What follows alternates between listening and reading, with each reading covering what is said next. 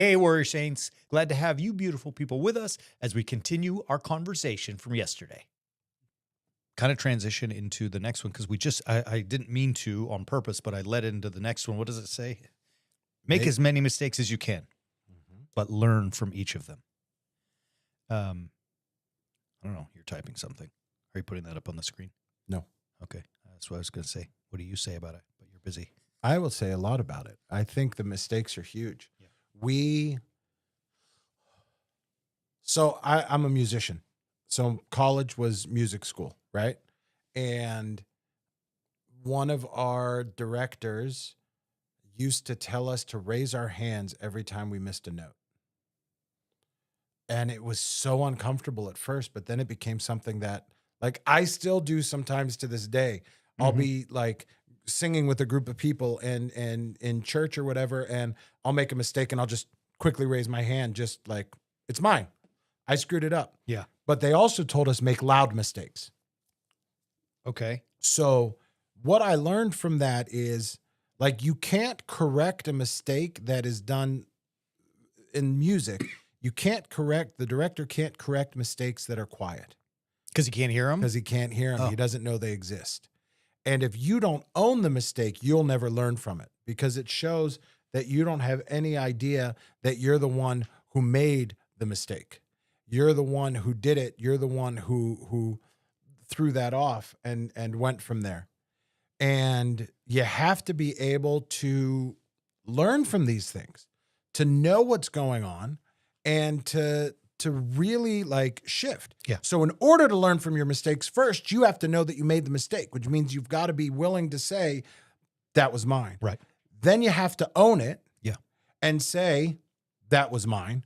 Then you have to actually learn from it so that you don't keep making the same mistakes over and over and over again. Like, I'm a new deacon. I make mistakes. It happens. Yeah. But I work very, very hard to not make the same mistake twice. Yeah. Their mistakes are our true teachers. Yeah. But you say it right. Because, like, look, if you make a mistake and you goof, it doesn't feel good. Yeah. And you don't want to repeat it, right? Like, joking earlier about my whole Enron purchase. I don't want to do that again. You know what I mean? I don't buy stock very often, but what my point being, like, if I do, I don't want another Enron, right? So I'm trying not to do that again, because I had $1,000. It was all I had. It was a kid, Yeah. my job, saving money over the summer job type of stuff, and boom, it was gone. Well, I don't want that again, especially now that I'm not a kid and I'm feeding not just my mouth, but 3 others, right? Mistakes can be a great teacher, but you said it right. You've got to be. Here's a big thing. This is a nugget for our audience, and we've got a lot of teachings on this. A lot. I mean, if they want to really learn it, they should get the subscription to warriorsaints.org, because the 6-part battle plan goes through it. Genesis even talks about it. Genesis 3. Anyways, own it. Yeah. We spend so much time blaming, passing blame, trying to tell, others that it wasn't my fault and all this kind of stuff. And when someone actually owns it, not only is it impressive, to me it's impressive because I don't see it often, but it gives them control, because now they can say, I can fix it, I can work on it, I can learn from it. Yeah. You know what I mean? And I think it segues beautifully into the next topic that you have there. Don't concern yourselves with others' opinions of you. It's not your business. Put your head down and do your work. Yeah. Everyone is going to be looking for you to make those mistakes. Everyone is going to be looking to you, looking for your mistakes. And their opinions are often going to be pointing out things that are their way of avoiding actually owning their own mistakes. Yeah. They become this way that they're throwing things in your direction instead of letting you actually own your own mistakes, or their own owning of their own mistakes. And when you concern yourself, you're running around like a chicken with your head cut off. The caveat that I will throw out there, though, is listen to what they're telling you when they're giving you those critiques, because sometimes those critiques might have something in there. They might have something of some value that you can learn from. Yeah. But also recognize that everyone, what's the old saying about opinions? Everyone has one. And We just need to be very clear about what our business is. Our business is taking care of our business, not allowing for other people to avoid taking care of their business, Right. so that they can throw stuff our way. You're totally right.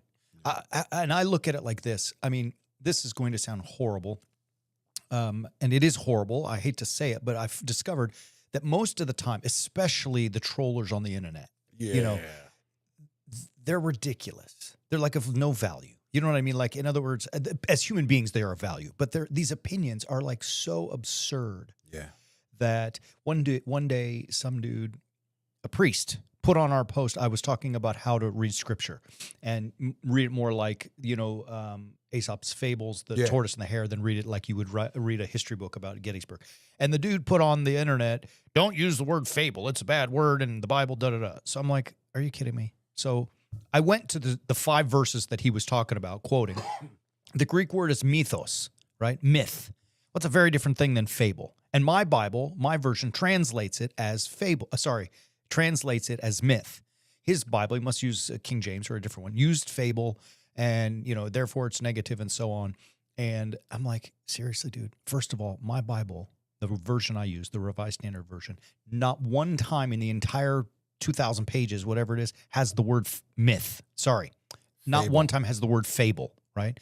The 5 verses of this Greek word mythos is translated as myth. Secondly, if you go to dictionary.com and then you click the thesaurus.com and you type in the word fable, its number 1 synonym, I was going to say thesaurus, its number 1 synonym is parable, which Jesus uses all kinds of parables, right? Yeah. They're didactic teach. Anyways, all of that rambling to say, I didn't even respond to it. This is the first time I've ever talked about it, and only because it popped in my head. Like, it is what it is, right? I don't care about his opinion of me and my theology. Right. Does that make sense? It does. Because most of the time it's just silly, it's ridiculous, it is what it is. Well, and that's the other point that we have with tied into this is don't respond to everything. Yeah. Right? Like, my desire to prove someone wrong is a me issue. It's not something that's actually going to be of any value. And if I'm responding to everyone's opinions of me, I immediately get defensive. Yeah. Come across as defensive. Yeah. I need to recognize that I'm coming from a point of being defensive, and then just stop. If I'm only speaking to justify myself, then I'm doing it wrong. It's like that story where the rich young ruler comes to Christ and says, what's the greatest commandment? Christ says, love the Lord. I've done all of these things. And then he says, well, then you should love your neighbor as yourself. And it says the lawyer, looking to justify himself because he's caught, right, says, well, who is my neighbor? Like, if I'm doing that, then I am making the opinions of others my business in a bad way, not in a good way. Right. Yeah, absolutely. To go back to this earlier thing about the fable and that person, I don't know the man, so I'm just use it as an example. I'm not offended, and I hope I don't offend him. But the truth of it is, like, his opinion of how I'm teaching or what we're doing or what we're saying, it's not our business to worry about. We just got to put our head down, and we do, grinding every freaking day and have for years to teach the gospel to the best of our ability. That's our transformative purpose that we're chasing, right? Like, at least for me, my MTP is my massively transformative purpose, is to preach the gospel to the world. That's what I'm trying to do. Yeah. And if I'm worried about what others think about me and the way I'm doing it, I don't have enough time to do what I'm supposed to do, right? So my business is just to put down my head and work. Their thoughts of me are their business. It's not mine. Now, all of that to say, to go back to the first 2 in this little section is, look, like you said it. If I'm wrong, if that person called me out and I'm wrong, I will fix it. Absolutely. Yeah. Because I will own my mistakes. I work hard to do that. I'm the first to do that because I know that I can learn from it. And the other part of it is, we don't have to respond to everything. Like, so when those things come, because if I'm so busy focused on my purpose, I do not have time to respond to everything. So therefore I do not, anyways. Yeah. Great. It's good stuff. Thank you. I appreciate that one. Hey, Warrior Saints. Thank you so much for being with us. If you enjoyed this, please like, subscribe, and share. It helps us get the word out there. And if you want more, visit us at warriorsaints.org and subscribe to Understanding the Bible. Thank you so much. We'll see you soon.